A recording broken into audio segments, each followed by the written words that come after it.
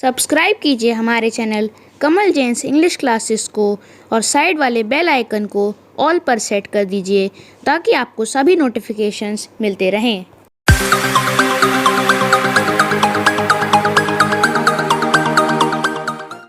Hello friends, good morning. Individual test की श्रृंखला में मैं अब आपको कंजक्शंस करा रहा हूँ और कंजक्शंस पे बेस्ड एक्सरसाइज इसमें 1, 2, 3 और 4 यानी करीब 100 क्वेश्चंस हैं।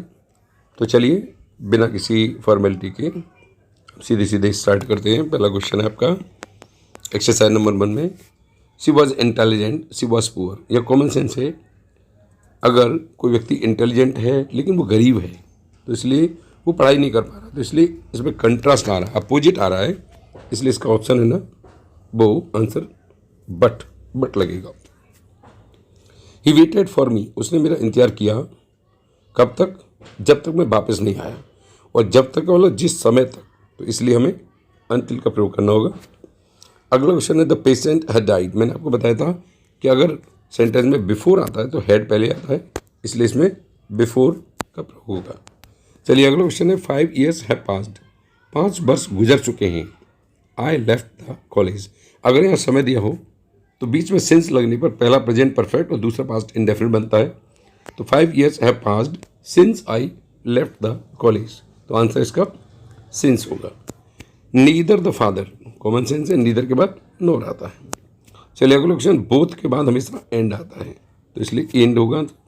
आल्दो के बाद हमेशा येट आता है तो इसलिए येट होगा आंसर। मेक हेस्ट, जल्दी करो, अन्यथा यू विल मिस दैट बस, तुम बस मिस कर दोगे। तो अन्यथा का सेंस है वो अदरवाइज होता है, इसलिए answer will be otherwise. I want to know, मैं जानना चाहता हूँ।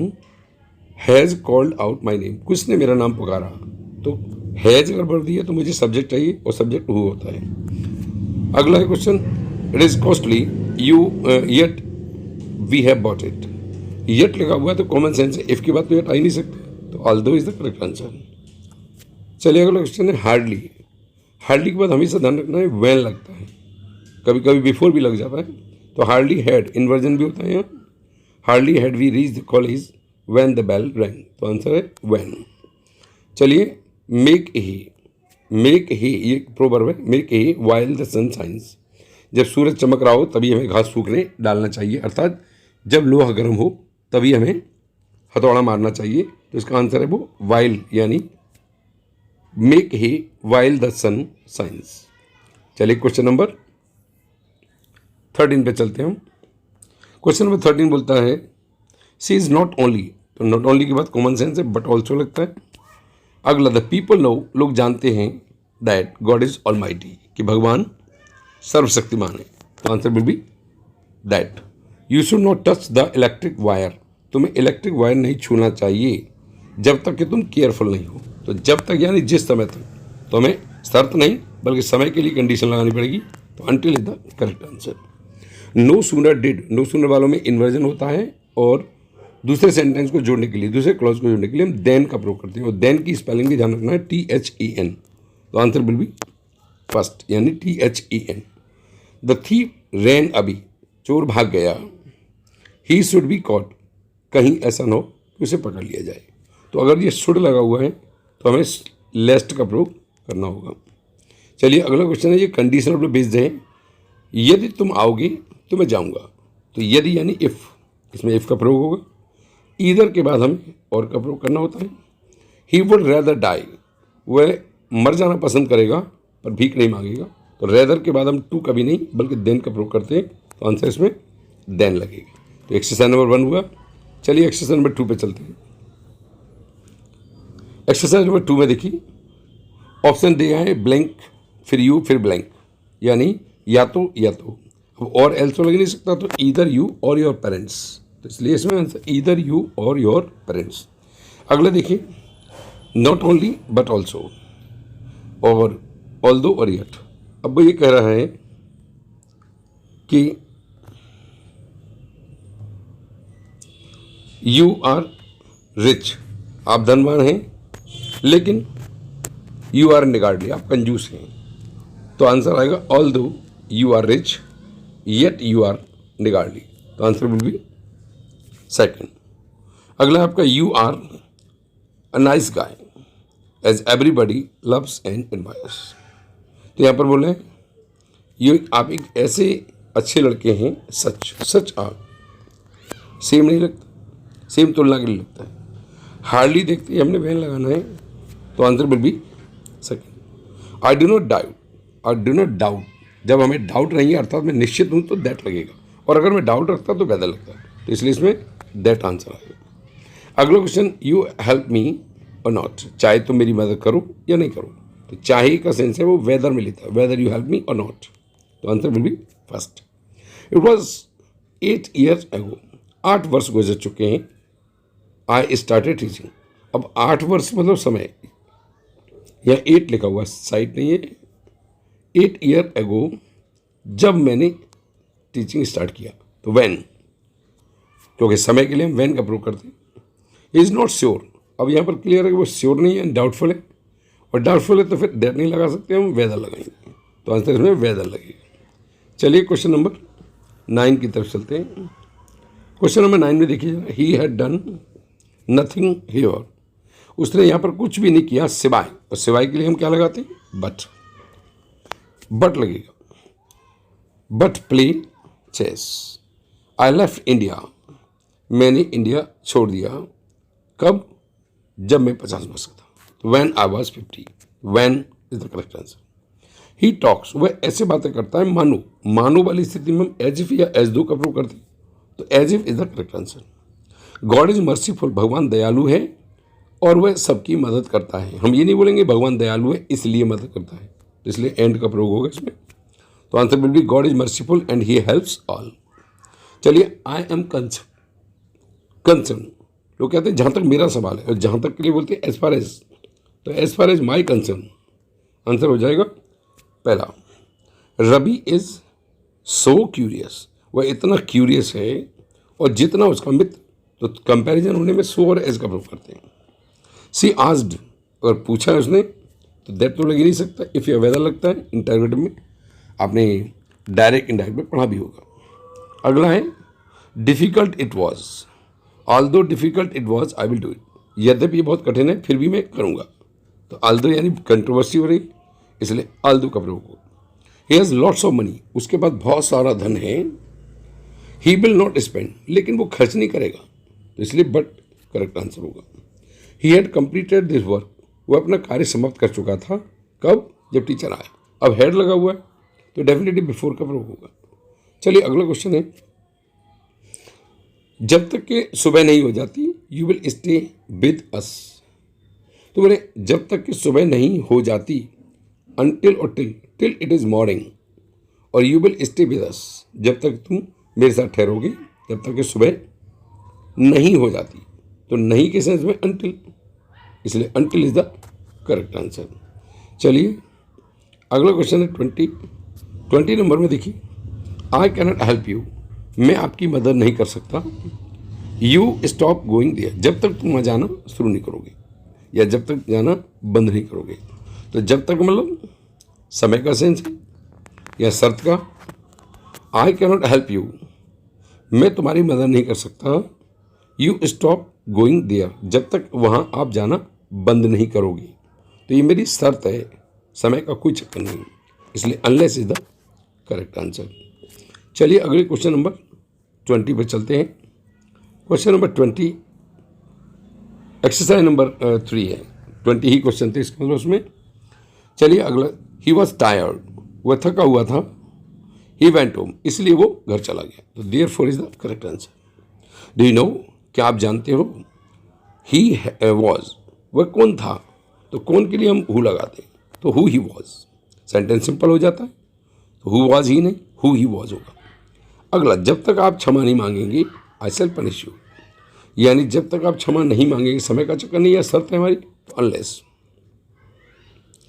2 months हैव पास्ड, 2 माह गुजर चुके हैं, इसमें ये पहले भी क्वेश्चन आया था, सिंस के पहले प्रेजेंट परफेक्ट और दूसरा इंडेफिनिट था, तो इसलिए सिंस का प्रयोग इसमें होगा।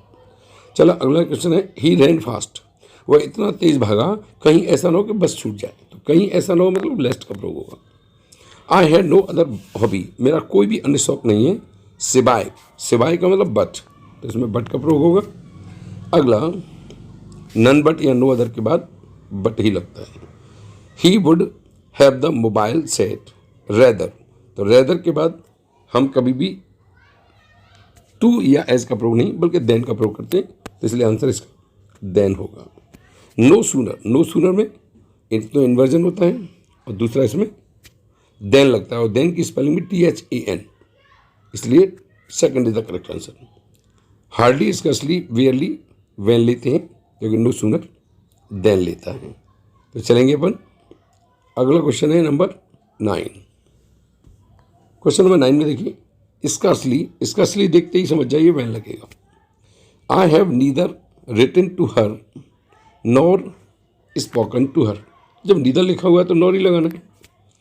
ही डज नॉट बाय न्यूज़पेपर, वह न्यूज़पेपर नहीं खरीदता है, ना ही, जब किसी बात पर जोर दिया जाता है तो इन्वर्जन भी होता है और इन्वर्जन के साथ नॉर का प्रयोग होता है। चलिए अगला क्वेश्चन है, ही विजिटेड नॉट ओनली, तो नॉट ओनली के बाद हमें बट ऑल्सो का प्रयोग करना है। अगला my daughter was one both, तो बोथ के बाद एंड आएगा, एज वेल एज कभी नहीं आता। ईदर के बाद और आता है। अगला है आपका, वहाँ जहाँ चाह है वहाँ राह है, तो वेयर, ये प्रोवर्ब है, where there is will there is way. अगला मैन प्रपोजेज, मनुष्य प्रपोज करता है और भगवान है उसको डिस्पोज कर देता है, तो आंसर एंड लगेगा। दो या ऑल दो के बाद हम कोमा या यट का प्रयोग कर सकते हैं, बट कभी नहीं लगता, तो आंसर यट होगा। टाइम एंड टाइड, समय और तूफान किसी का इंतजार नहीं करते, ये भी एक प्रोवर्ब है, तो टाइम एंड टाइड आएगा। चलिए क्वेश्चन नंबर 19 और 20 की तरफ चलें। 19 नंबर क्वेश्चन है, give me something to drink, मुझे कुछ पीने के लिए दीजिए, क्यों दीजिए, अदरवाइज मैं मर जाऊंगा प्यास से, तो अदरवाइज का सेंस आएगा। लेस्ट होता तो शुड लगता। ही स्लो, वह स्लो जरूर है लेकिन है लगातार, तो बट लगेगा इसमें। चलिए अगली एक्सरसाइज भी चलते हैं हम। एक्सरसाइज नंबर 4 में आई, दिस द मैन, जब भी सेंटेंस की शुरुआत दिस से होती है डिमोन्स्ट्रेशन से, तो हम रिलेटिव के रूप में दैट का प्रयोग करते हैं। अगला क्वेश्चन है, अगर देयर से शुरुआत होती है, देयर वाज नोबडी, नोबडी के बाद हमें या तो दैट लगाना होता है या फिर बट। अगर हम दैट लगाते तो ये नेगेटिव बन जाता, इसलिए हमें बट लगाना होगा कि कोई नहीं था जो नहीं रोया हो। अगला क्वेश्चन है, जो कुछ भी वह पहनती है, सी लुक्स प्रेटी, वह सुंदर दिखाई देती है, तो जो कुछ भी यानी वट एवर। टेक एनीथिंग, ये बहुत आया क्वेश्चन, एनीथिंग की वजह से हमने दैट लगाना होगा, व्हाट नहीं। अगला क्वेश्चन है, उसने अपना कार्य समय पर प्रयोग जो कंप्लीट कर लिया था, इसलिए इसने अब नहीं किया था, तो इसलिए उसके टीचर ने पनिश किया, तो बिकॉज से सेंटेंस की शुरुआत हो जाएगी क्योंकि रीजन दिया हुआ।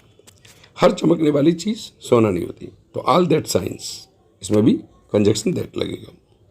चलिए अगला क्वेश्चन है, जब तक सुबह नहीं हो जाती, या अभी रिपीट हो गया क्वेश्चन, तो अंटिल, अंटिल का प्रयोग होगा। चलिए अगले क्वेश्चन पे चलते हैं। Number 8, he will not do it, वह इसे नहीं करेगा, ना ही वह करने देगा, तो ना ही के सेंस में हम नॉट का प्रयोग करते हैं। अगला क्वेश्चन है, आई डाउट, मुझे शक है, और जब किसी पे शक होता है तो हम इफ़ या वेदर का प्रयोग करते हैं, दैट का नहीं, तो आंसर इफ लगेगा। The reason why he gets angry, वह नाराज़ क्यों हो जाता है उन ट्रिवियल मैटर, छोटी छोटी बातों पे, इज दैट, वो ये है, तो हम दैट का प्रयोग करेंगे, तो answer will B that. Hardly दिखते ही हमें वैन लगाना है, तो इसलिए आंसर वैन होगा। सी इज़ डाउटफुल, फिर यहाँ डाउटफुल है, तो हम वेदर का प्रयोग करेंगे या इफ का प्रयोग करेंगे, दैट का नहीं करेंगे। This is the same question, same के बाद हम या तो परिणाम निकलता है तो दैट लगाते हैं, और तुलना होती तो एज, विच तो कभी आ ही नहीं सकता, भूल जाइए, इसलिए इसका आंसर दैट लगेगा। Your answer is the same, इसमें भी देखिए तुलना हो रही है, इसलिए एज लगेगा। नोबडी एल्स, नन बट या नोबडी के बाद मैंने आपको बताया था एल्स के बाद बट लगना जरूरी है, देन कभी नहीं, तो nobody else but you. Hurry up और एल्स, जल्दी करो अन्यथा ट्रेन छूट जाएगी, अन्यथा के सेंस में और एल्स या अदरवाइज का प्रयोग करते हैं। नोबडी कैन हेल्प यू, कोई तुम्हें मदद नहीं कर सकता, किस तरह से, जैसे मैंने की है, तो इसलिए nobody can help you as I can, या एज और लाइक में अंतर जानिए। अगर क्वालिटी की बात होती तो लाइक लगता है, और एक्शन की बात होती है तो एज लगता है। तो यहाँ पर नोबडी कैन हेल्प यू यानी एक्शन की बात हो रही है, इसलिए हमने एज लगाया। लेकिन अगर मैं कहता हूँ नोबडी लुक्स लाइक यू, तो यहाँ पर हम क्वालिटी की बात कर रहे होते, इसलिए लाइक लग जाता है। चलिए अगले 18 नंबर क्वेश्चन पे, क्वेश्चन नंबर 18 पे आइए। प्रोवाइडेड दैट, ये प्रोवाइडेड दैट जो होता है इसका मतलब होता है इफ़, यानी provided that he was there, अगर वो वहाँ होता। चलिए अगला क्वेश्चन है, माई मदर वॉज रिगार्डेड, मेरी माँ मुझे मानती है किसकी तरह, एक अच्छे टीचर के रूप में, तो एज एन एक्सीलेंट टीचर, तो इसलिए एज लगेगा। नंबर 20, जब वह खेल आता तो अचानक बरसात शुरू हो गई, तो ड्यूरिंग कोई एक्शन होता है तो हम वाइल का प्रयोग करते हैं। अगला क्वेश्चन है, इट इज़ 5 years, फिर इसमें इट इज़ 5 years समय का प्रयोग है तो सिंस का प्रयोग होगा। We shall be available between, जब भी सेंटेंस में बिटवीन आ जाए तो आंख मीच के एंड लगा दीजिए, लेकिन अगर यह फ्रॉम होता तो टू लगता, तो आंसर विल बी एंड। तो 22 क्वेश्चन हो गए हैं, यानी करीब 100 क्वेश्चन मैंने यहाँ आपको करा दिए हैं, और इन 100 क्वेश्चन से आपको कंजक्शन के कंसेप्ट क्लियर हुए होंगे। और एक एक करके टॉपिक बाय जैसे मैं करा रहा हूँ, तो आप इसी करते रहिएगा। धन्यवाद।